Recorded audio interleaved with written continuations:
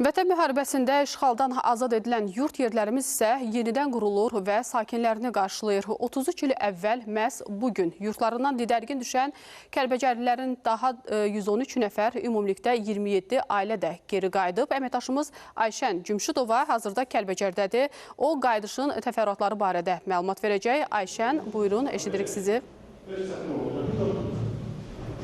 Bəli, xəbər verdiyimiz kimi bugün Kəlbəcərə 27 ailədən ibarət 113 nəfər yenidən doğma torpaqlarına qayıtdı, Kəlbəcərə köç etdilər.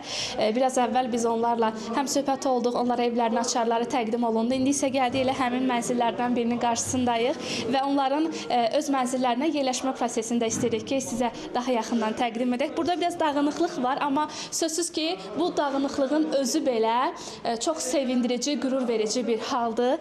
Gəlin qapılarını döyək. Gəlmək olar.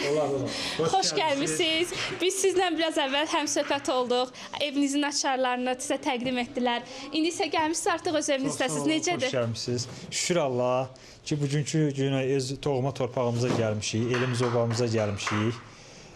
Veşlərimizi evimizə yığırıq, gördüyünüz kimi. Allah dövlətimizi qorusun, Allah cənab prezidentimizə can sağlığı versin. Şəhidlərimizə Allah rəhmət eləsin. Qazilərimizə can sağlığı versin. Yəni, öz doğma torpağımıza, öz evimizə gəlmişik. Çox sağ olun. Eviniz necədir? Hər şey qaydasında? Hər şey gözəldir. Yəni, Allah cənab prezidentimizə can sağlığı versin. Bugünkü bizi xoş günlərə belə yaşadıbdır. Neçə otaqdan ibarətdir? 4 otaqdan ibarətdir, 6 nəfərik. Gözəldir, çox gözəl. Razıyıq. Xoş gəlmişsiniz yurdunuza. Hər zaman xoş günlərinizə gələk.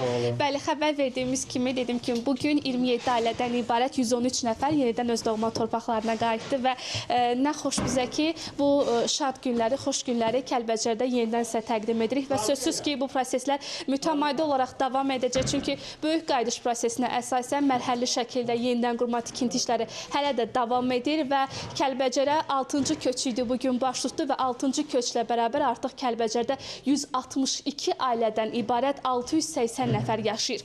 Bəli, hələ ki, çatdırmaq istədiklərimiz bu qədərdir. Qarşıdakı buraxışlarda daha ətraflı məlumatlar verməyə çalışacağıq. Buyurun, söz yenidən sizdədir.